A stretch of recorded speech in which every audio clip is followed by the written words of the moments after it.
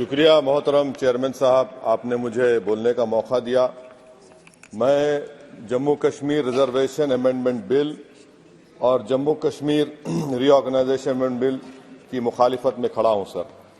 ये दोनों बिल हमारे आइन के खिलाफ हैं और दूसरा जो बिल है sir Jammu Kashmir reorganisation amendment bill, ये ना सिर्फ हमारे आइन के खिलाफ है बल्कि रिप्रेजेंटेशन ऑफ पीपल एक्ट 1952 के भी खिलाफ है।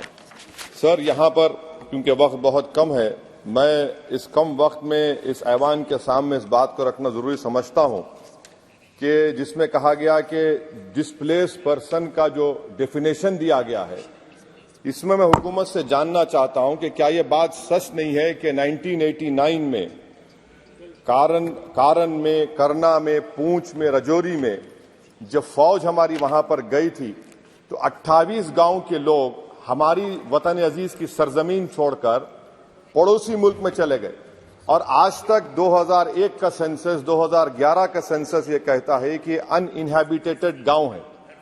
क्यों नहीं हम उनके लिए प्रोविजन रख रहे हैं? और ये रखना जरूरी है। और जितने वहां पर गए हैं ये मुजफ्फराबाद में रहते हैं, 40,000 के करीब, जिसमें सिर्फ 3% कश्मीरी हैं, बाकी सब गुज्जर और पहाड़ी हैं।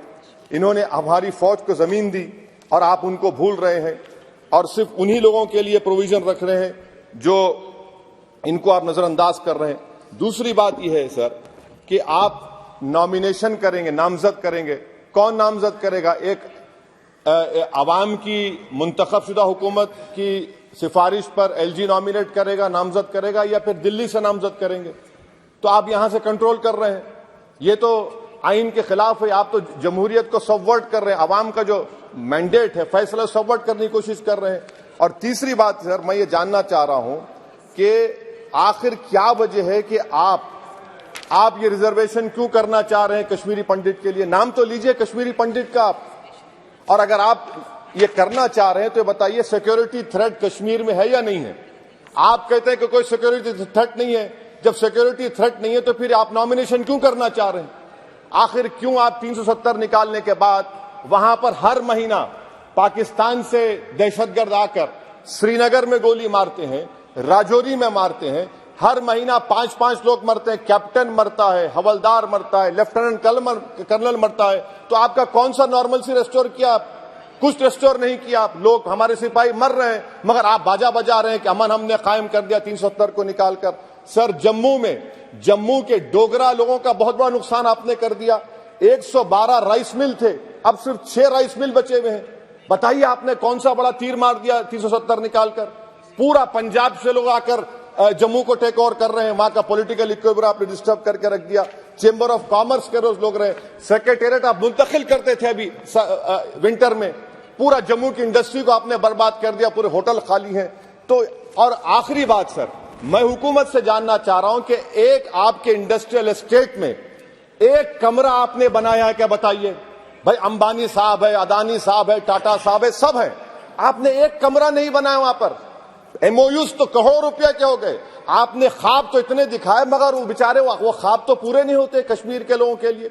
जम्मू में करके दिखाइए, श्रीनगर तो दूर की बात है सर। और आखिर में मैं हुकूमत से जानना चाहता हूं कि इलेक्शन कब करवाएंगे? 24 का इलेक्शन तो आप करवा लेंगे। आपने जेरीमैंडरिंग करके आपने कॉन्स्टिट्यूंसीज बना दिए वहां पर, मगर अब भी आपको डर हो रहा है। आप जम्मू में नहीं जीत पाएंगे, बता रहा हूं आपको। वैली तो दूर की बात है, वैली तो मुझे यकीन है कि नेशनल कॉन्फ्रेंस और सब लोग निकाल लेंगे। जम्मू भी लूज करेंगे आप। अरे हाँ, आपकी हमारी डील नहीं हुई है, बोल देंगे डील हो गई। हमारा हाल तो लैला का हो चुका है। हम नहीं गए सर, हम नहीं गए भी तो आप लोग मध्य प्रदेश जीत गए। कैसा जीतिए मेरे बगैर आप मध्य प्रदेश? सर मैं कंक्लूड कर रहा हूं, मैं कंक्लूड कर रहा हूं सर, मैं कंक्लूड कर रहा सर। ये खामखा नीति, निशिकांत को आदत है छेड़खानी करने की। अब जवाब मिल गया उनको। तो सर मैं हुकूमत से जानना चाह रहा हूं कि आप असेंबली के इंतखाबात कब करवाएंगे और आप क्यों लद्दाख में उनको सेफ्टी दे रहे हैं? आपने 370 निकाला क्यों? लद्दाख का इलेक्शन तो आप हार चुके हैं वहां पर लोकल बॉडी का। तो फौरन आप इंतखाबात करवाइए ताकि वहां पर जमहूरियत बहाल हो सके। कब तक दिल्ली से हुकूमत करेंगे? इसीलिए मैं दोनों बिल की मुखालिफत करता हूं। शुक्रिया sir. Thank you. Jabir Singh grill, mister. धन्यवाद चेयरमैन साहब,